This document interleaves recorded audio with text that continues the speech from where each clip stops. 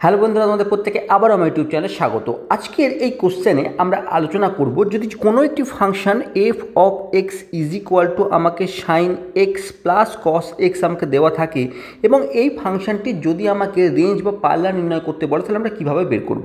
আমরা প্রত্যেকে জানি যে সাইন এক্স বা কস এক্স এদের কিন্তু আমরা পাল্লা বা রেঞ্জ কার মধ্যে থাকে আমরা জানি যে সাইন এক্স বা কস এক্স দুটি কিন্তু সাইন এক্স বা কস এক্স -1 এবং 1-এর মধ্যে, কস এক্স দুটি -1 এবং +1-এর মধ্যে অবস্থিত হয়।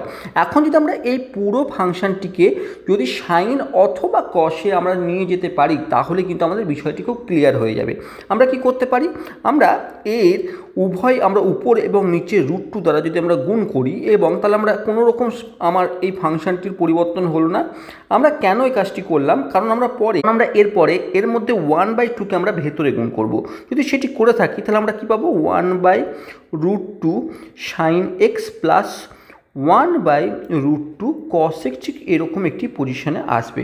এখন 1/√2 আমরা কার মান আমরা জানি, আমরা 1/√2 সাইন π/4-এরও মান জানি, আবার কস π/4-এরও মান জানি। আমরা উভয়ের ক্ষেত্রে আমরা জানি এর যে মানটি হয় সেটি হচ্ছে 1/√2। তাহলে আমরা এই প্রথম ক্ষেত্রে এইটির জন্য আমরা সাইন এক্সকে আমরা আগে লিখলাম, এবং কস আমরা 1/√2-র জন্য আমরা কস π/4কে আমরা লিখলাম প্রথম ক্ষেত্রে, প্লাস আমরা দ্বিতীয় ক্ষেত্রে আমরা কস এক্সকে আগে লিখলাম এবং 1/√2কে সাইন π/4 আকারে কিন্তু রিপ্রেজেন্ট করতে পারি, এখানে কোনো ডাউট নেই। মানে সাইন এ কস বি, কস এ সাইন বি, এই ফর্মে কিন্তু আমি নিয়ে চলে আসলাম এই পুরো ফাংশনটিকে।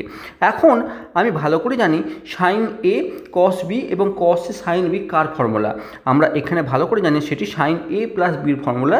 এখানে এ হচ্ছে এক্স এবং বি হচ্ছে π/4, ঠিক এই পজিশনে আমাদের এসেছে। তাহলে আমরা কি পেয়েছি, আমরা এফ অফ এক্স মানে ফাংশনটিকে এখন আমরা এই রূপে নিয়ে চলে এসেছি। এখন আমরা কি জানি, আমরা জানি যে সাইনের যে কোণটি, সাইন সব সময় মাইনাস এবং প্লাসের মধ্যে থাকবে। আমরা জানি যে সাইন সব সময় -1 এবং +1-এর মধ্যে অবস্থান করে। তাহলে এই সাইনটি যেটি পেলাম, অতএব এখন এই যে সাইন এক্স প্লাস π/4 এই পুরো অংশটিও কিন্তু আমরা কি থাকবে, এই পুরো অংশটিও কিন্তু -1 থেকে +1-এর মধ্যে থাকবে। অতএব আমরা বলতে পারি যে এই পুরো সাইনের এই পুরোটি কিন্তু -1 থেকে +1-এর মধ্যে থাকবে। আমরা যদি প্রত্যেকটিতে √2 যদি গুণ করে দিই, তাহলে কি পাচ্ছি, তাহলে পরের লাইনে সেটি ইমপ্লয় করবে -√2, আমরা √2 দ্বারা গুণ করছি, সাইনের কোনো পরিবর্তন হবে না কারণ পজিটিভ সংখ্যা দ্বারা আমরা গুণ করছি, √2 সাইন এক্স প্লাস π/4 ≤ √2।